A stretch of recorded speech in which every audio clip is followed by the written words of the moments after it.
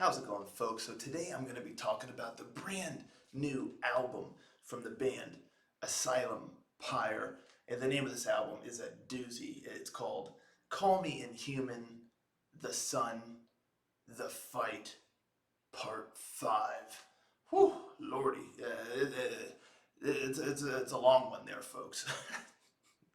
But y'all know it by now. Before I get to the nitty gritty, let's check out the cover. So boom, there it is. Take a look at that cover there. I really like the cover here. The colors are really neat, and I like the brush kind of look to it. I'm no art expert, in techniques and all that kind of stuff, but it just kind of looks. I mean, it's kind of smeared, but it's kind of like brushed, and it looks cool. I like how that looks. Some of the colors kind of merging together and being pushed together, and I just like that brushed look. Really adds kind of a neat little layer or flavor to it there, and it's quite dark. Otherwise, you got this lady here. It looks like she's eating maybe a heart, I think, or some sort of organ of some kind. So yeah, it's a bit dark there, but I don't know. I like how it's all kind of framed, like in this circle. You can kind of see like her hair kind of goes off of it a little bit, and then some of the colors down in the bottom right are kind of blurring like off outside of the circle. So it looks neat. There's like a little emblem in there. There's a lot to kind of look at and pick out here. I like the way that the name is styled up at the top. The stamp that down at the bottom of the album name, Call Me Inhuman, The Sun, The Fight, Part 5. It looks neat. I mean, it definitely draws your eye to it. But it kind of, for whatever reason, it kind of makes me think of that, what is it, that like parental advisory, explicit content label that they put on like an album if there's a bunch of foul language and stuff like that. So it's almost like just out the corner of my eye, it just makes me think of that. But then I'm like, oh wait, no, that's the name of the album. That's not a parental advisory stamp on there. So, but yeah, no, I think it looks cool. As far as does it properly convey the sound, on the album? Like if you saw this cover, you're like, ooh, that looks cool, and you just buy it without ever hearing of the band or whatever. I think this cover it's a bit in that kind of middle ground where it could go a lot of different ways. I definitely think you could get some symphonic metal vibes from it, but I feel like you could also maybe get some um, metalcore or not necessarily like death metal, but just metal, in general. I think you definitely think it's metal, but it could go like a metalcore route or maybe symphonic metal. So it's hard to say, like if you were just to look at this and be like, is this something I would like?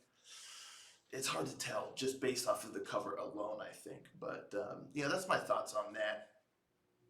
Let's talk about the album itself now. This bad boy's got 12 songs on here and comes in at about 55 minutes. So given the amount of tracks, it's a decent length. And this is one of those albums where there's really no filler, which is awesome. Anytime you hit that 12 tracks or more, you start dabbling in the higher number of tracks. I find that it runs a little bit higher of a risk of some songs feeling like they're filler or some songs starting to feel too samey. That's not the case here at all, which I'm happy to report. And again, coming in at 55 minutes with that many songs, all the songs fall in around between like 4 and 6 minutes. Typically, there's a couple I think that go a little over 6 minutes, but not many. It's really between 4 and 6 minutes, so good length in the songs there. And what you're gonna get here really is some like power progressive metal with some symphonic metal elements thrown in there as well. And it's a really, really melodic and powerful album, a really powerful sound they've created. And the reason why I say it's like power slash progressive slash symphonic metal is because it's quite diverse in sound. They don't lock themselves down into just like one sound and that's it. There's a lot of experimentation throughout. There's a lot of just creativity. There's a lot of intricacies in the songwriting and the arrangements for all the different songs, and so it doesn't feel like you're just listening to the same song over and over, which is really really cool. So yeah, the songwriting here is really top notch, and you can tell that a lot of care went into it, and it's not just, oh, let's slap some songs together and call it a day. It's, every song feels like it has meaning and importance within the context of the album, and that's always awesome when that happens. And so yeah, you get, again, it's like a power progressive, I would say predominantly, but there's some elements that may conjure vibes of like symphonic metal and stuff like that, maybe in some of the melodies and whatnot. But really, really great melodies here. Just melodic metal is another good term here, is because there's a lot of really, really great melodies interwoven in with some of the more progressive elements at times, because like I said, some of these songs have decent complexities to them, but they're all grounded usually by great melodies, and so it just works really really well. There's nothing where you just feel like you don't know what's going on anymore. Sometimes a song can have a little too much going on, or it's not as it doesn't feel as what's the word, like, just doesn't sometimes it feels like there's more than one song in a song, and so it could lead to confusion, or it could lead to just disinterest in the listener. It's like you kind of check out a little bit. But here everything's really nicely grounded, so even though you do have some movement happening throughout, you follow it all, and it keeps things fresh, but then you always have that safe space, usually with a nice powerful melody in there that just centers everything. And but and the whole album itself, it flows very nicely as well. It's not like you go from one song to the next. It's like, where did this come from? No, everything has a really nice flow. Is All the tracks were arranged really thoughtfully, you can tell.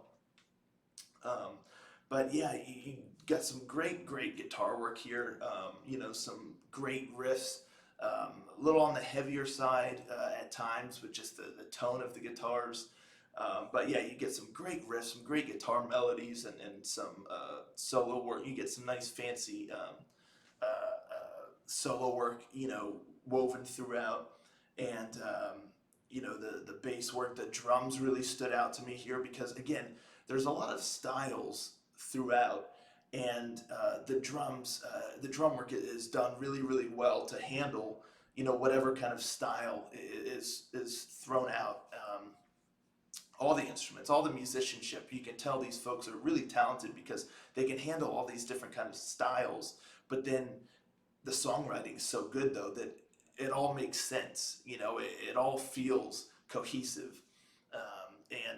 There's some great like keyboard work. Sometimes you get a little bit of an electronic vibe, or just various sounds with like the keyboard to suit whatever's going on.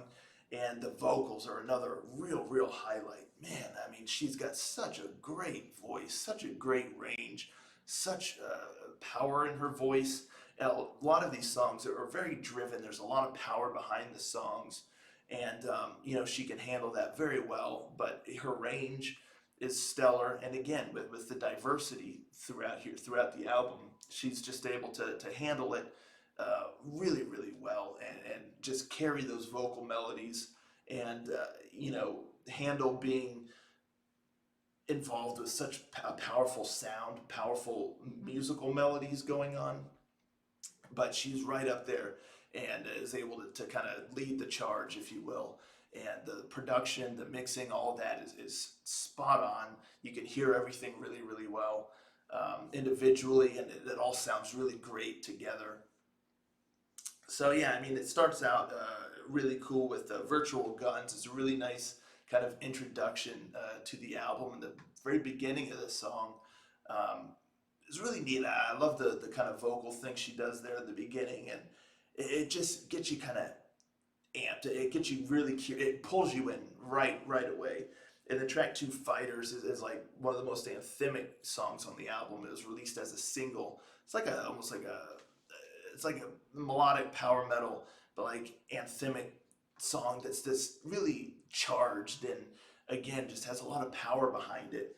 Um, then one of my favorite songs, track four, Happy Death Day, is so sick. Oh, occasionally you do get some like harsh vocals, and you do get some kind of backing male vocals at times too, and that's just another thing that really kind of adds to the freshness of the album, the diversity, because it's not overused or anything like that. You know, everything is very deliberate throughout. But yeah, Happy Death Day is just a really awesome song. That's really kind of different, and it's got a neat little intro in there.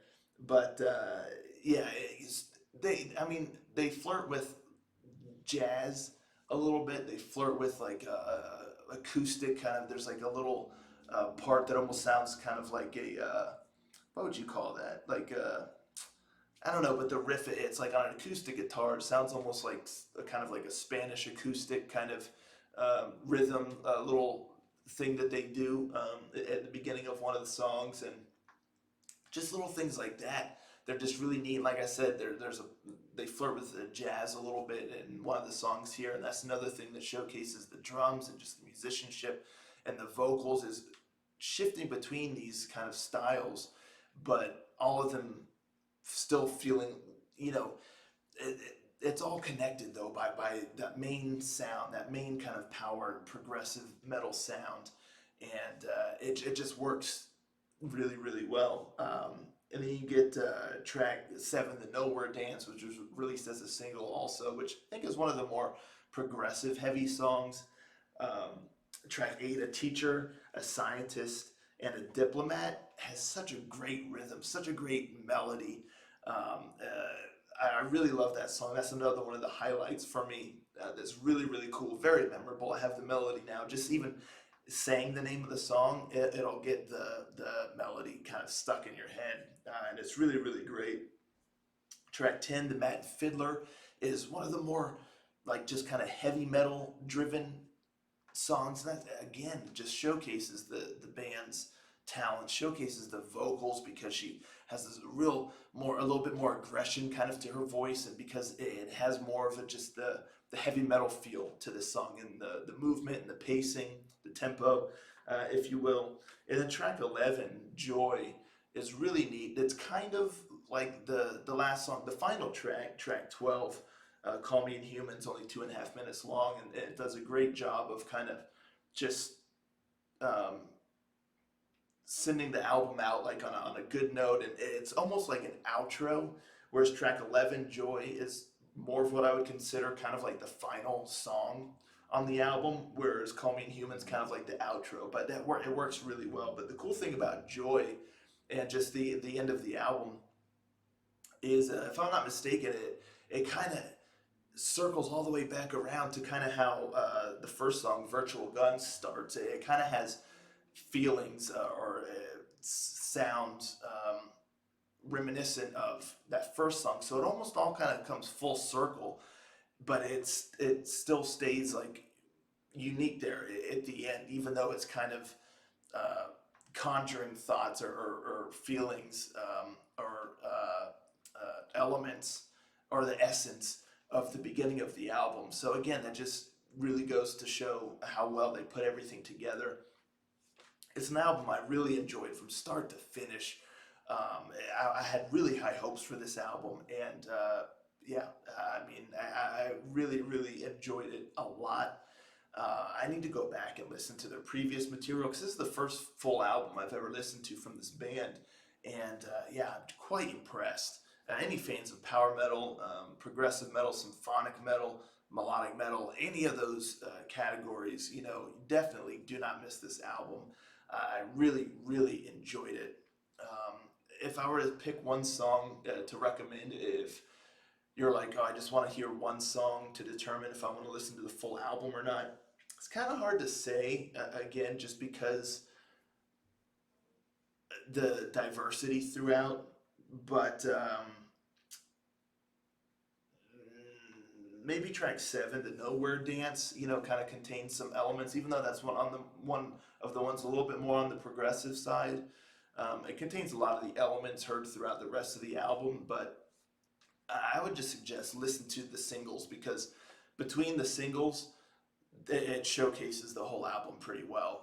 So that was another thing the band did really well, was kind of releasing the singles to give a good impression of kind of the different styles or the different degrees, of which the album works within. But yeah, really, really liked this album a lot. I enjoyed it quite a bit. Like I said, it met my expectations and then some, and I'm very impressed. So it's an album that I highly recommend, without a doubt. And yeah, let me know in the comments down below if you've been listening to this band for a long time. What do you think of this new album? If you've listened to it already, I'd love to hear y'all's thoughts on it. But let's talk about it in the comments down below. And that's what I got for y'all today. I'll catch you next time, Ranger.